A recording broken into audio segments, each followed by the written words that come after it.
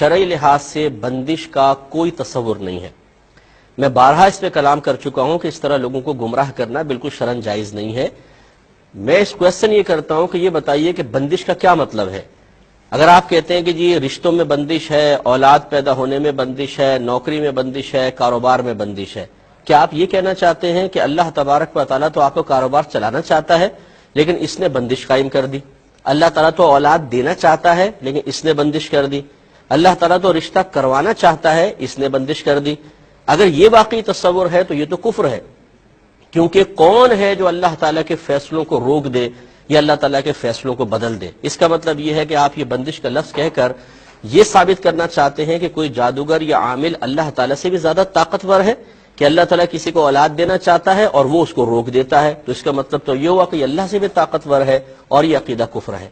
اور اگر آپ کے نزدیک بندش کا یہ تصور ہے کہ اللہ تعالیٰ کسی کو اولاد سے محروم رکھنا چاہتا ہے مثلا 3 سال تک، اور اس نے بھی جادو کروا دیا کہ 3 سال تک اس کی اولاد نہ ہو اور نہیں ہو رہی، یہ بندش ہے، تو پھر اس میں بندش کہنے کی ضرورت ہی کیا ہے؟ یہ تو اللہ کا فیصلہ ہے، اللہ کا حکم ہے۔ یہ کیوں نہیں کہتے کہ جی یہ کوئی بندش نہیں ہوتی ہے، اللہ کی مرضی سے ہو رہا ہے سب کچھ؟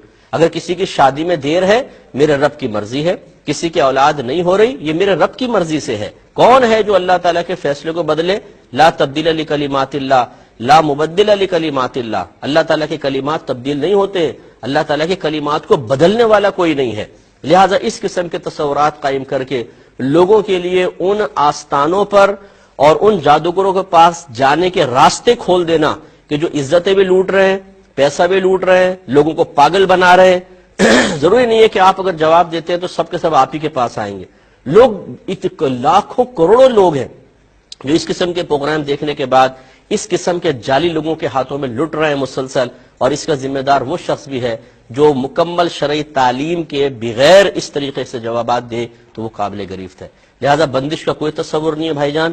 صحابہ کرام علیہم رضوان صرف ایک عقیدہ رکھتے تھے، اگر ان کو کوئی کسی چیز کی رکاوٹ محسوس ہوتی وہ کہتے میرے رب کی مرضی ہے، ہم اپنے رب کی رضا پر راضی ہیں، تو وہ اطمینان رہتا تھا، قلب بھی مطمئن، ذہن بھی پرسکون، ایمان بھی مضبوط۔ آج ہمارے ایمان اتنے کمزور ہو گئے کہ اللہ تعالیٰ کی آزمائش کا تصور ختم، اللہ تعالیٰ سے امیدیں معاذ اللہ منقطع ہوتے ہم نے دیکھی ہیں، عاملوں سے امیدیں لگا بیٹھے کہ یہ عامل کرے گا جو کچھ کرے گا، اولاد یہی دے گا، رشتہ یہی کروائے گا، کاروبار یہی چلوائے گا۔ بولتے ہیں یار اللہ سے تو دعائیں کر کر کے تھک گئے معاذ اللہ، اب کون ہے جی؟ یہ بابا ہے۔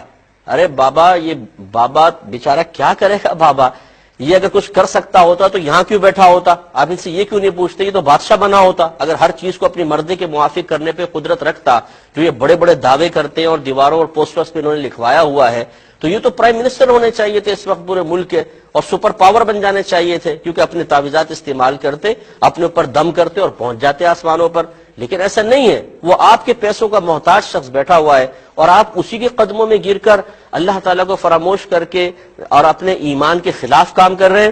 یہ بالکل قطعاً غیر مناسب ہے، کوئی رکاوٹ کا تصور نہیں ہے۔ یاد رکھیں اللہ تعالیٰ فاعل حقیقی ہے، اس نے دنیا میں ہمیں اس لیے نہیں بھیجا کہ ہماری مرضی کے موافق ہر چیز ہمیں مل جائے، بلکہ اس نے اس لیے بھیجا ہے کہ وہ اپنی مرضی کے مطابق ہمیں زندگی گزارنے پر گویا کہ مجبور کرے گا، اور ہمیں اپنے رب کی رضا کے مطابق زندگی گزارنی ہے۔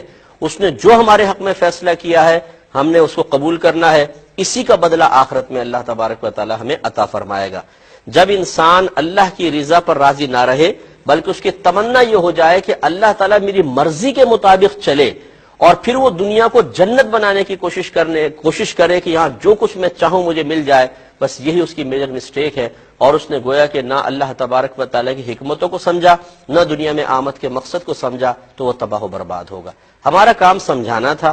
مجھے پتا ہے کہ یہ باتیں ہر ایک کی سمجھ میں نہیں آتی ہیں، آپ لاکھ سمجھا لیں۔ ان عورتوں نے اس قسم کے جعلی باباؤں کے آستانوں کو آباد کر رکھا ہے، وہاں جاتی ہیں، اپنی عزتیں بھی داؤ پہ لگاتی ہیں، شوہروں کا پیسہ خرچ کرتی ہیں، اور پھر ملتا کیا ہے؟ ٹھینگا۔ بعض اوقات وہی چیز ملتی ہے کہ جو اللہ تعالیٰ نے دینی ہے۔ تو اس لیے ایمان کو مضبوط رکھیں، اپنے اللہ تعالیٰ سے تعلق مضبوط رکھیں، انشاءاللہ سب کچھ حاصل ہوگا۔